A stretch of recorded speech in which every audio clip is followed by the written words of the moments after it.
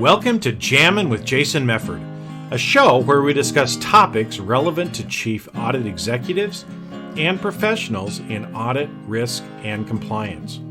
We discuss the technical and soft skills needed to navigate the minefields of organizations. You hear best practices and practical advice for helping you advance your career, and we'll even talk about music, mindfulness, and psychology, because we can. So sit back and relax while you listen to the #1 podcast in the world for internal auditors, unscripted and unedited. Hey everybody, I have a special treat today.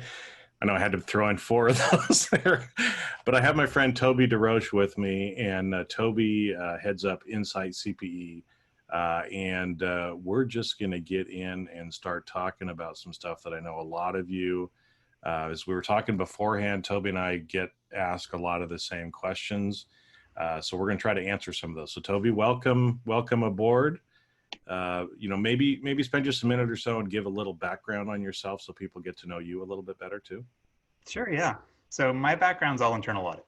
I was in internal audit with Macy's at their corporate headquarters as an audit manager for about 4 or 5 years before I went into consulting. And I went into consulting with Teammate through Wolters Kluwer and was there for just over 10 years.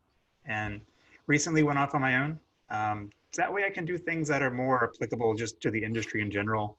Really wanted to focus on education and working with the entire audit profession, not just with people who are looking at software, because that's kind of a niche piece of it, the whole thing. But I really wanted to be able to influence where all of my peers are going, mostly because I keep hearing a lot of this, like we said, the same questions over and over again.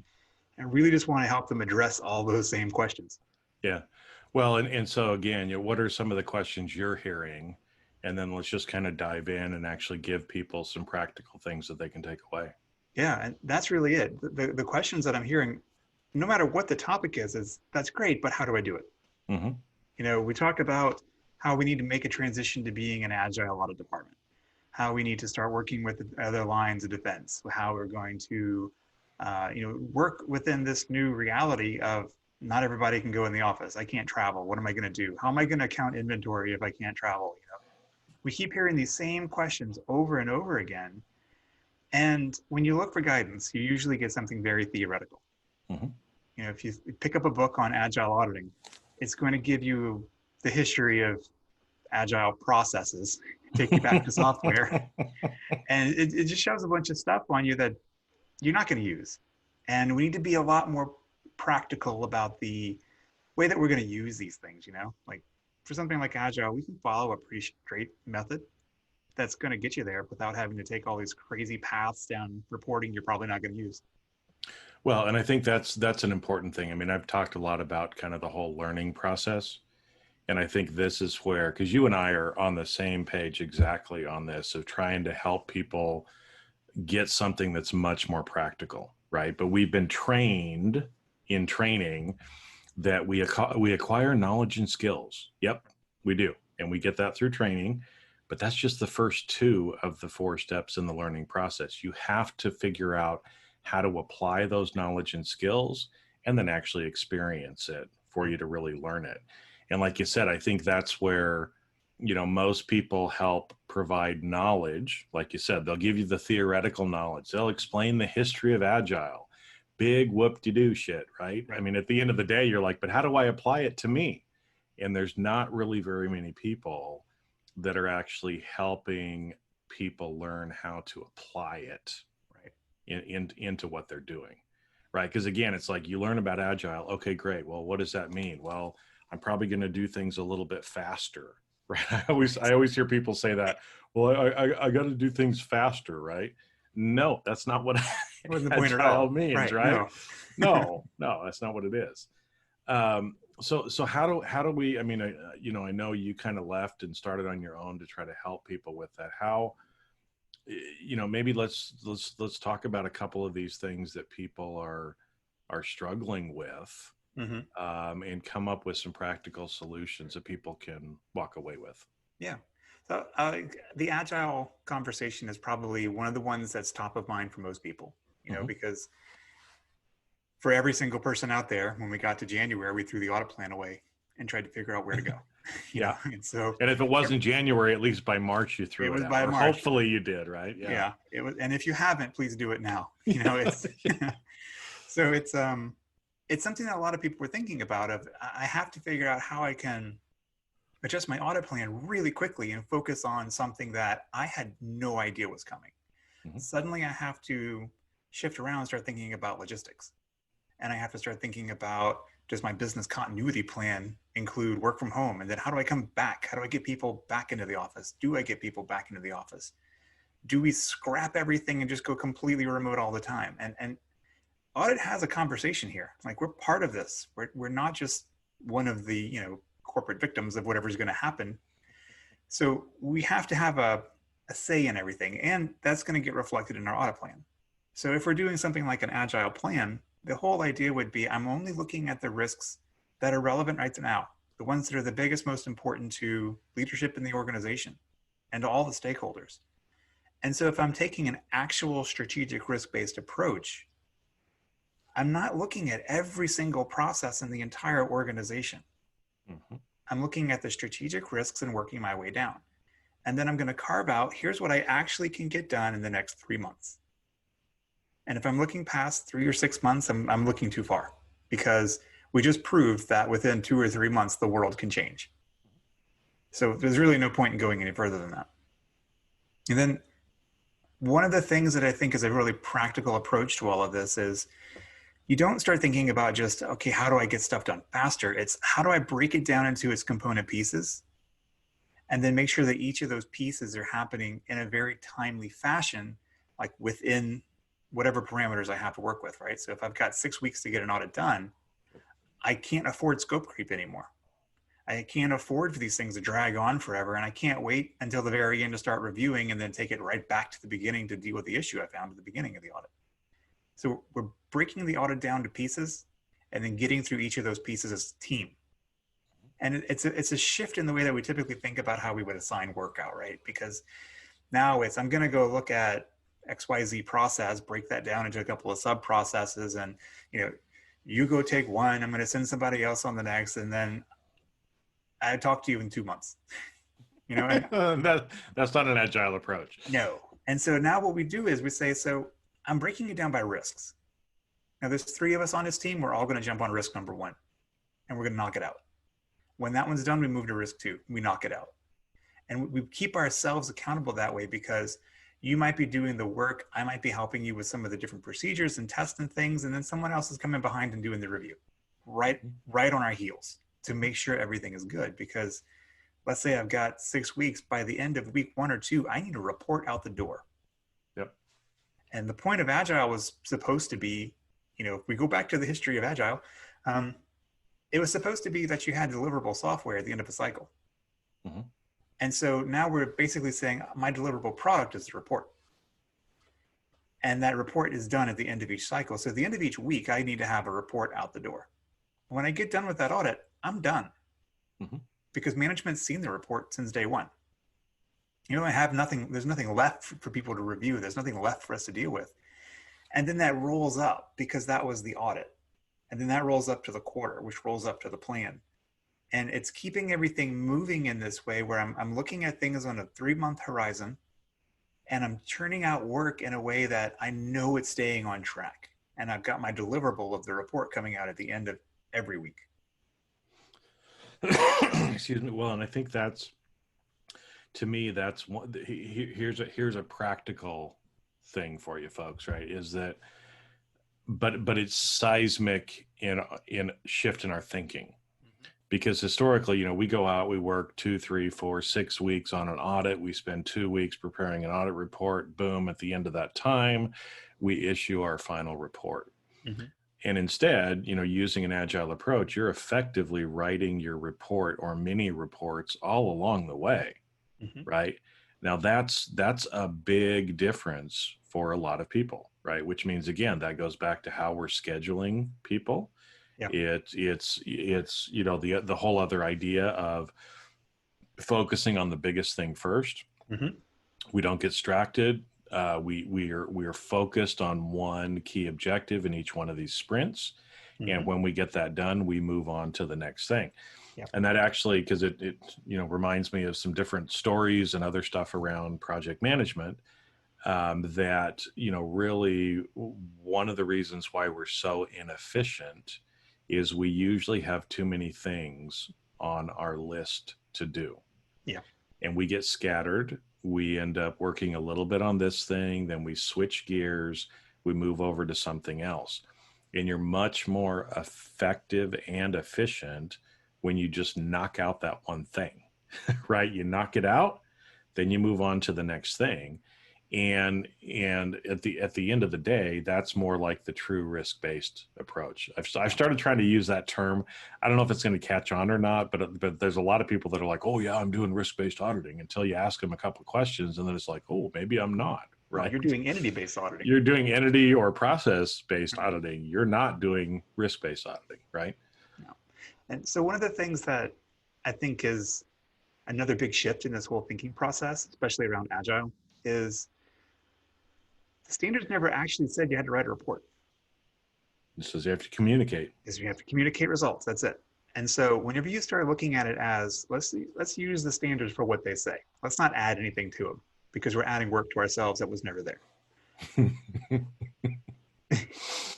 Got a couple of examples of that. Yeah.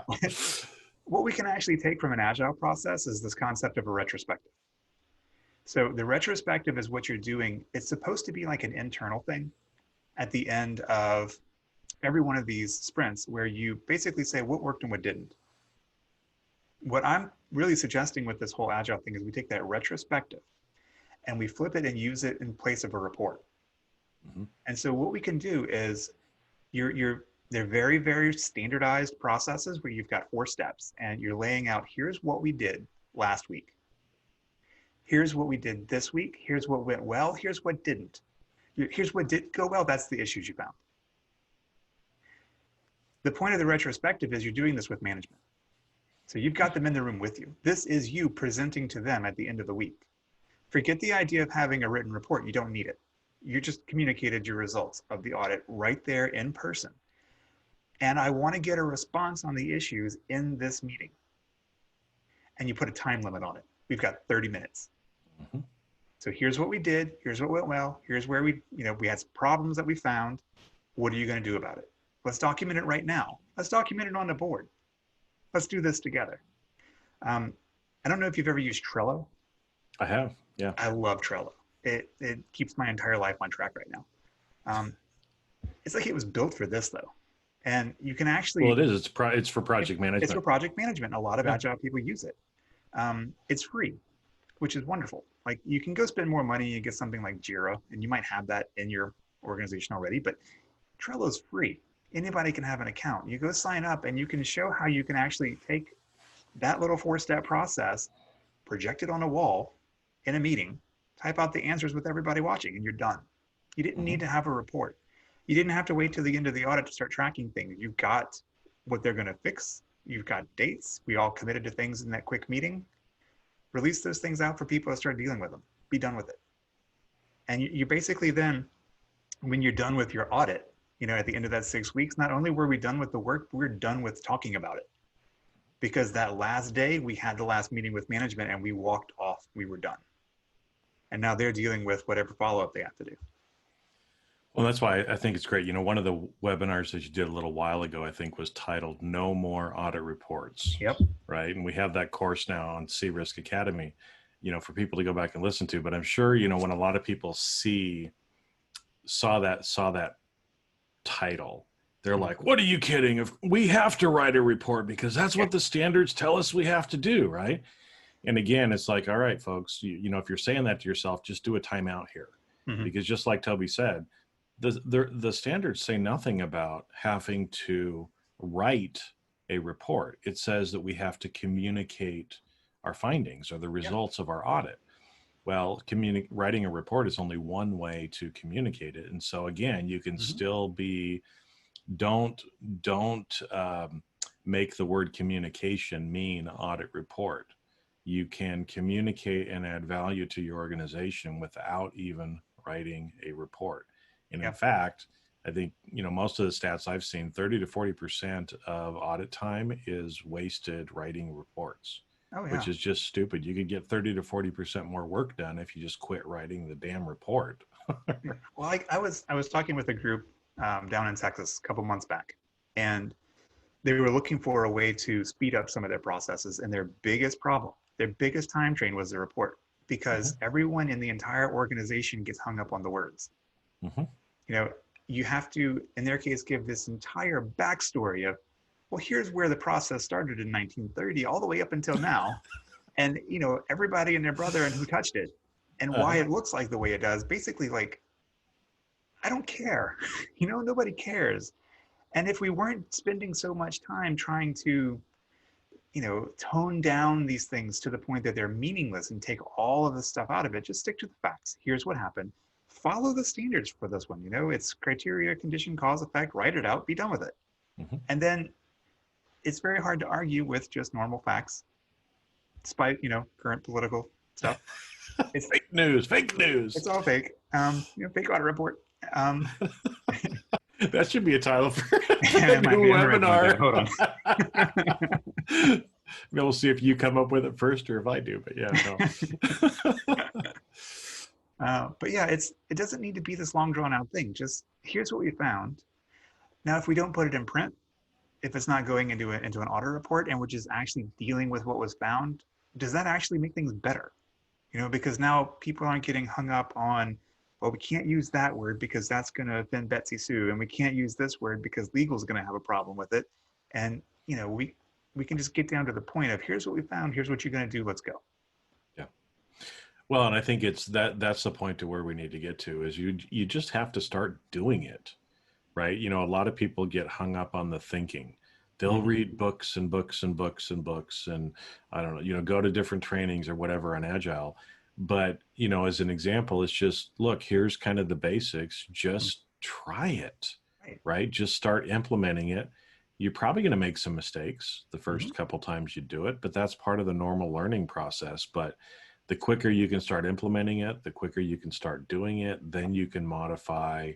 But yeah, everybody that I've talked to that's actually gone through and really taken a true agile approach Mhm. has loved it. Yeah. And the people in their organizations have loved it as well.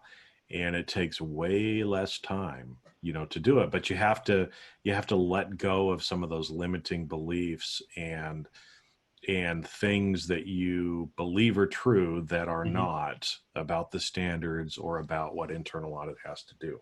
Yeah. Because And honestly, internal auditing, it's 150 or 200, and we were joking before it might yeah. even be 6,000 years old Yeah. in the same old of what we've been doing. And it doesn't work for most people anymore. No. And that's the thing. Like, as a group, we haven't made a lot of changes. Hmm. You know, we're 30 years into trying to adopt data analytics. you know, Yeah. and so we don't move fast. But this is something that we can take on. It's right now is the right time. And so what I'm doing, I've written up a bunch of advice with examples and screenshots out of things like Trello and put it into a book and put that on Amazon. I've carved out some of it. I'm going to be putting it into some of the webinars that I have coming up. I'm actually doing one that's going to be a full 2 hours on just how to transition from a traditional audit process into Agile. Mm-hmm.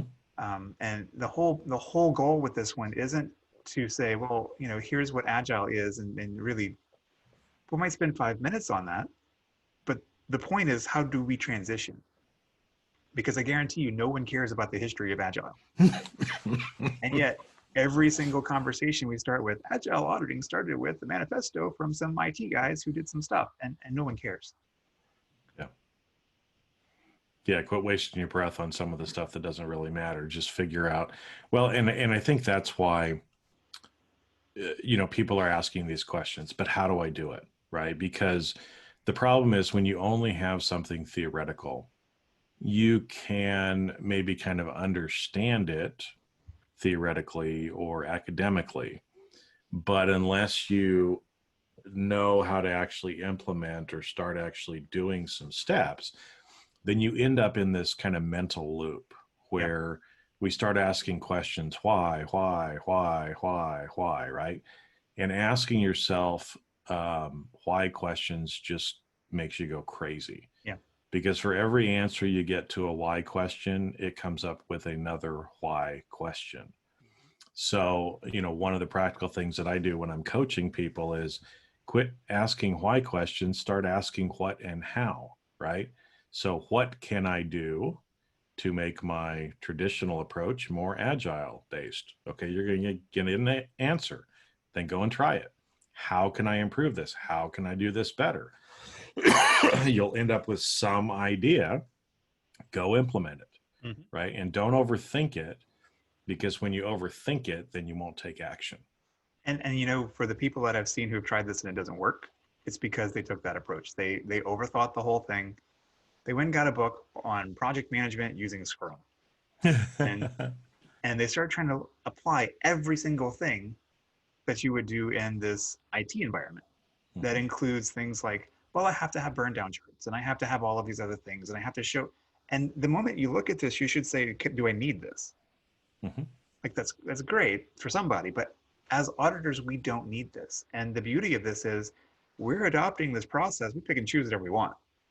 Mhm. It's not like we're going to get, lose our audit certification if we suddenly go off and do something slightly different from some other methodology that we learned about. You use whatever of it works and just adopt it to yourselves and make it something that helps us work better. Yeah, because if we get into that overthinking and believing that it's going to be perfect the first time we do it, Right. we're setting ourselves up for failure. Mm-hmm. Right. So realize that, nothing's going to be perfect the first time. So just start, just try. Like you said, just take a piece or two of it, try it, start incorporating it. When you get that working well, then you go and you grab the other thing. Right. Yeah. But like you said, so much of the time we end up thinking, oh my gosh, there's 100 things I have to do. And then we feel like, well, I can't accomplish all 100 things. So then we just don't do anything. Right. And instead picking one or two, okay, let's work on those until we get them good. Now let's go get a couple more. Mm-hmm. And over time, you end up getting through all 100 of them. Right. But you've got to actually take action with it. Yeah. Yeah, so there's some practical stuff around agile, which a lot of people are talking about. Mm-hmm. Now, I know too, one of the questions that I keep getting a lot is around the whole virtual or remote working and some of the stuff like that, right? And you mentioned before about, well, how can we do this if we're, how can we physically count inventory if we can't be there? And it's like, well, first off, folks, if you're still physically counting inventory, that's probably not one of the things you should be doing. In fact, that's a carryover from an archaic audit standard for external auditors, that they must physically observe inventories at year end for financial statement audits. There's no requirement for that for internal auditors. And in fact, most of your inventory processes are probably working well enough with enough mitigating controls that we shouldn't be, messing around with inventory anyway. No, and I can tell you, after spending 4 years in retail audit, and every year you've got to go through, a week long of all-nighters. Oh yeah, I've been there. Watching people count, and even before that, I spent 8 years in retail. I was actually doing the inventories yourself. Yeah, I was a store manager at a smaller retailer that's now gone. Yeah. But yeah, it's all night long you spend counting all this stuff piece by individual piece.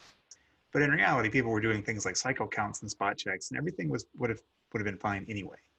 Check the things that are strange and outstanding, look for exception reports. But outside of that, it was a waste of time. But thinking about like remote work, one of the things that, as a practical approach, I've been suggesting is that people make out a decision tree. So let's assume that at some point we're going to be able to go back and have some travel. Well, first, if you're working for a company, they're probably not going to be real big on the travel budgets that we used to have, because we just made it 6 months without it. Yeah. And so they're not going to just suddenly open up their wallets and say, okay, go spend. And we don't know what travel is going to look like. If we start having airlines collapse, tickets might go up a lot. So we're going to have to see how much we can even feasibly travel. Start making out a decision tree of, well, how big of a risk is this thing I'm looking at? If it's a high risk, let's assume that it would be better if I were on site, but maybe I don't need to be on site for the whole thing. Before, what we would do is from day one to day, finished, we were on site, Mhm. and we would spend every waking moment, travel out on a Monday morning, come back on a Friday night, and you spent every minute on site. You didn't need to spend your planning time there. You probably didn't need to spend much time that first week or two because people were still gathering evidence for you. Mhm. And they could have dropped that off somewhere in a shared drive and be done with it. You didn't have to go and sit and wait. You could probably had a bunch of Zoom conversations with people Mhm. and done a lot of the due diligence before you ever set foot on the site. And then if you had to go out there, then you go for what matters and you get that part knocked out and go back home. Yeah. You don't need to be on site because it's not just the travel, it's the flight, the hotels, the disruption. They may not want you there Mhm. because now we're introducing a new risk element to them by having outsiders walking around the building. Your people may not want to go. Mhm. I personally would not want to go anywhere right now. So it's too much to ask people to start traveling more, and we have to find a way to get around it. And so one of the things that we can start to look for is, well, do I have any local resources that I could adopt? It's not a new thing for us. We've been using internal subject matter experts forever. Mhm. And so if I've got somebody there that could do the work for me, great. They just got deputized. Now they're in audit. And use them to go do some of the legwork for you. You got to go and do an inventory observation. Yeah, everybody's got FaceTime on their phone. Turn it on and Yep. let them walk around the building. Um, if it's something that's not a high risk audit, we probably never needed to go to begin with. Yeah. In those high risk times, though, it might be an on site, it might be adopt a local resource, or that's where we start looking at things like, can I outsource? And it doesn't need to be a big contractual outsourcing engagement. We're talking, can I freelance this thing out? Can I grab some local resource who's willing to go out and spend a couple of days and do some legwork for me? And you can grab these guys off of things like Freelancer or Fiverr. Mhm. But we just have to Yeah. change our way of thinking. We have to change our way of thinking, and even to kind of go back to the retail example that we were talking about before, right? I mean, usually most large retailers, they don't do their own inventory count. Nope. Right. That's why I can't remember the name. There's like two big companies that do most of the stuff for the people in the US, right? And so you show up and you observe or watch these people doing it. Well, again, if it's one of the biggest companies in the world that are doing this, their processes are probably pretty good, right? So that could be an example of where you could probably outsource it. Yeah, you might have to do a little bit of work to verify that they actually know what they're doing, but not physically be there, Mm-hmm. right? And I love your idea about the decision tree, trying to come up with something and really starting to ask yourself the questions, do I have to physically be on site for this? Because that's what I've been talking about with a lot of people. There's probably creative ways. Like you said, FaceTime. I was joking with somebody the other day about using drones, Uh-huh. but heck, we could use drones Why too, not? right? FedEx a drone to somebody at the facility and say, go set it out on the floor and turn it on. Yep. And then we're going to remote do it from whatever, right? I mean, if the military can fly drones all the way around the world from wherever they happen to be, then we could do things like that as well, right?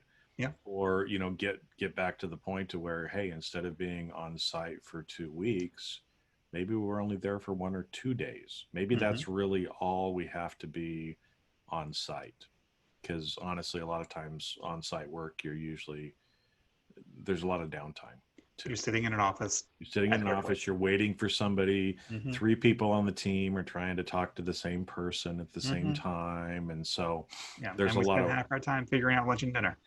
You know, it's yeah, where are we going to go to dinner tonight? exactly. No, I don't want Mexican tonight. We had that 2 nights ago, whatever, right? But, another one that kind of goes along with this, though, that I know I've had a lot of people asking questions about, well, but how do we develop relationships? We Mm-hmm. have that old term, auditing by walking about, where you're just kind of walking around and you notice certain things, or maybe you're new to an organization, you don't know somebody. How can we develop relationships with people remotely, Mm-hmm. where before maybe we bumped into them at the coffee station, or, it's easier to maybe go have lunch with them or do something like that. How do we transition a lot of that stuff now to virtually?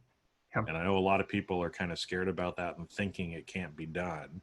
So I'm kind of interested to hear your take on that as well. It's interesting. So I've actually worked from home for 10 years. Mhm. So this last few months has been everybody else joining the party because I've been Oh, doing this for a long time. And it's so funny to watch people struggle with these ideas. The reality is you're just having to be more intentional about it. mhm. So I have a series of people that I'm working with, and I might have in the course of a week 2 or 3 conversations with each one, but it's cameras on, face to face. Mhm. It's not like you lose all human contact when you go to work from home. You just have to change the way you think about it. Um, I have a friend who he and I get together at least every other day, and it is literally just get on Zoom, we have a cup of coffee together and chat. And it's just so that we can catch up, and it's usually half work, half, home life, whatever's going on. But it's not that hard to keep those relationships going. And it would be the same thing. It may be a little awkward at first, especially if these aren't people you know that well. But you're going to go out, and we would have been doing an inventory. So we would have had lunch with the director of some facility in Jersey. Get them on the Skype, get them on a Zoom, have a conversation with them. Just block out 20 minutes. Don't make it a big thing and just have the conversation, just chat, be human. Well, I think it's funny, because like you said, a lot of people are kind of freaking out about this, Mm-hmm. but at the end of the day, the medium has changed, but the principles have not. Right. Right. So like when you're talking with your friend, there's some rapport Mm-hmm. that you're building. You're talking about work stuff, but you're also talking about personal stuff. Why? Because that's part of developing a human relationship with people, right? You can do that remotely just like you can in person. I mean, right now we're not together. No. You're halfway, or you're pretty much the whole way across the country from Mm-hmm. me, right? So we're probably 2,500 miles apart, but camera on, we can still have a real human connection. And I think, like you said, that actually the video options, with Skype or Mm-hmm. Zoom or Teams or whatever you're using, is much better than just a phone call. Oh yeah. Right. But in the past, folks, right, you think about it, it's like we wouldn't have thought it weird to pick up the phone and call somebody and talk to them over the phone, but actually video is a better medium anyway. Mm-hmm. And so again, you're doing the same things, building rapport with them, developing those relationships, discussing what you need to, getting the stuff done. I think more than anything, actually, virtual, like you said, you've got to be more intentional about doing it. Mm-hmm. But I think we can be much more efficient when it's virtual as well, Yeah. right? Because now it's, you've scheduled a time with somebody, you're not interrupting them in the middle of something else. People Mm-hmm. know, they show up, you can be quick on and off, kind of thing as well. Yeah. And a lot of the suggestions that I've been giving to people on this is think about the other person and yourself and think about the schedule, right? Hmm. You don't want to block out an hour for every single meeting you're ever going to do. Hmm. You probably don't need half an hour either. Because before it would have been, you might have scheduled something, you sat across from them in a desk, took your notes, and then left when you were done. Yep. It's not like you stayed the half hour just because you had a half hour blocked. And for some reason, when we put things on a calendar and we do virtual, a lot of people get into this idea that I have to fill up the time. And it's okay because we've got these phrases of, well, I'm going to give you 5 minutes back in your day. Hmm. And it's when you're done, you're done. Just be done. And when we're being more intentional about it, you don't schedule things for half an hour. You schedule it for 20 minutes because they've got another meeting to get to. They might have back-to-back calls. Um, whatever it is that's going on, and you might have the same thing. You don't want these things running up against each other because now you didn't have any time to actually think, process, go get that cup of coffee that you really needed, whatever it might have been. So do things in shorter blocks. If it was going to be an hour, call it 45 minutes and be done. Yeah. Um, And when you put things on someone's calendar like that, the piece of it is setting expectations and tell them up front, even put it in the invitation. It's 20 minutes to talk about this with cameras on, and let them know the cameras need to be on, because this is still part of your audit, right? I mean, it's the more informal part that we would have had from walking around, but you need to see them. You need the body language. You need the eye contact. You need to be able to see if they're getting really squirmy when you start talking about something, because maybe they've got something to hide. They start touching their forehead and rubbing Uh-huh. their nose and everything, You all go those like, little you tail got me. signs. Well, and I think that's, I've been, similar to you, I've been working from home for 8 years Mm-hmm. myself. And it's, the camera on is a big deal, Mm-hmm. and even when, depending on the call, but I won't really do certain calls unless people will turn on their camera. Yeah. And if they can't get their camera on, then it's like, okay, well, we're going to have to reschedule. Yeah. Right. Other times where, again, I might let them hide, but I never hide. I always have my camera turned on, except for one meeting that I have with one of my clients, because they don't have it on. It's a quick meeting kind of thing. But have your camera on. Don't try to hide. And most of the time people will be like, oh, well, I look a mess today. And it's like, well, so do I. Look at me, right? Turn it on. I don't care. Because it gives you the better connection. And since only about 7% of the message is the words that are used, you need to see people, see how they're responding, see their intonation, their volume, everything else as well, but their body language too. So this is something that's like a really personal thing for me. So I have a son who's 7 with autism. Okay. And he's verbal. He speaks, just, but his vocabulary is limited. His ability to have a conversation is limited. And you learn really quick that you can say a whole lot without opening your mouth. Oh yes, he is he says a whole bunch without opening his mouth, doesn't he? Yeah, he's all nonverbal communication. He can look at you and you know exactly what's going on. Yeah. Well, and so we need to incorporate that into what we're doing as well, right? So, and like usual, we kind of end up bumping up on time here, so we're gonna have to do a timeout and probably have you on later too. But it's hopefully for everybody that's listening, and as we've been talking, there's practical ways to start implementing some of these things, but you just got to get out of your way, quit overthinking it, try to take it in some small chunks, and realize that, everybody's running around saying, oh, the world is so different today than it's ever been. No, it's not. Actually, it's not, folks. Right? We've gotten used to going to the store. Why? Because for the last, 60 or 80 years, we've been programmed to go to the store. But how did people in the US get their bread and their milk and their eggs 100 years ago? Home delivery. It was just done by horse and carriage, right? Instead of Amazon trucks. So, a lot of the stuff isn't really that different. And there's ways when you start thinking about it, that you can, a lot of it's just keep doing the same thing. It's just with a different medium. Yeah. So anyway, any final thoughts that you want to leave with people? Because like I said, I appreciate what you're doing too, and trying to help people become much more practical and actually do stuff instead of getting hung up in the theoretical. Yeah, I'd say like the way that I'm trying to get the message out, I'm doing webinars. I try to do them every third Thursday of the month. They're very practical. I try to keep it all, we don't talk theory. We're really getting down to how do we do things. Those are all on demand on Sea Risk Academy.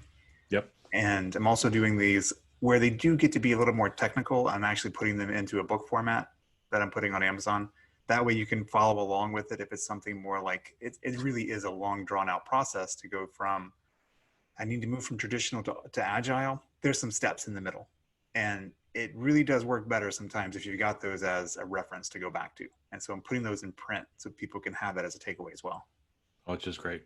Yeah, because like you said, you can't get from that knowledge and skills area to the application or experience unless you have some kind of tools with that, or at a minimum, questions to answer or kind of thought exercises to go through to be able to make that application over. So, because you really, like we've been talking about, you have to change the way you're thinking.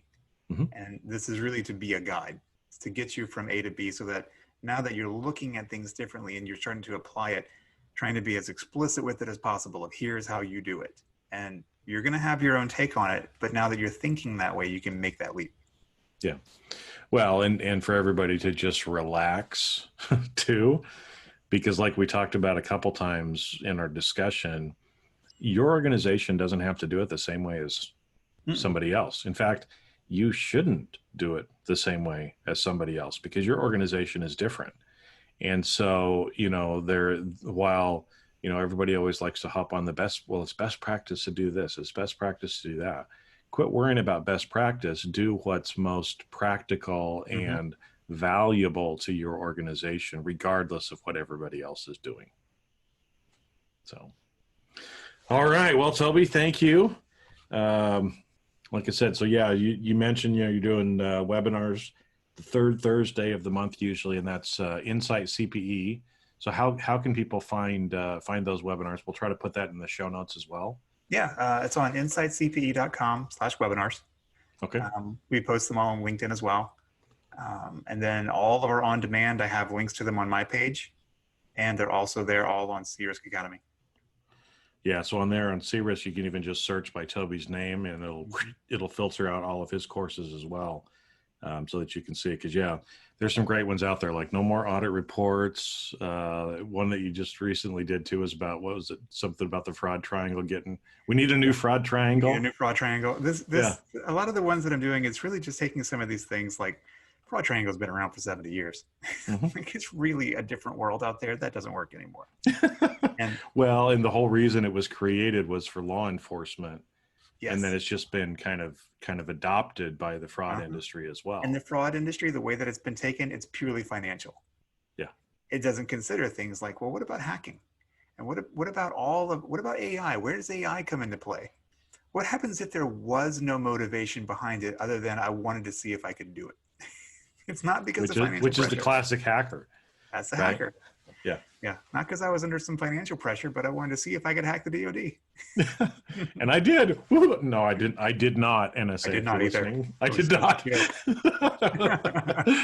Yeah. So anyway, so go check out Toby's webinars, and like I said, if you can't catch them live, they're on C-Risk afterwards for you to be able to go back to as well. So, Toby, thanks, my brother. Let's keep up the fight, keep helping the profession, and help everybody be more practical, so that we can move forward into the future and not just become some other compliance activity in the organization. Absolutely. Thanks for having me on. Hey, thanks. And that's a wrap. Thanks for listening to today's episode of Jamming with Jason. Keep on rocking in the audit world. Have a great rest of your day, and I'll catch you later on the next show. If you'd like to earn continuing professional education for listening to today's episode, head on over to C-Risk Academy at ondemand.criskacademy.com. And that's C as in the letter C, riskacademy.com. Not only do you get a CPE certificate, but you also will have access to the video version of today's show. The views and opinions expressed on this show are that of the individuals and not of their respective organizations.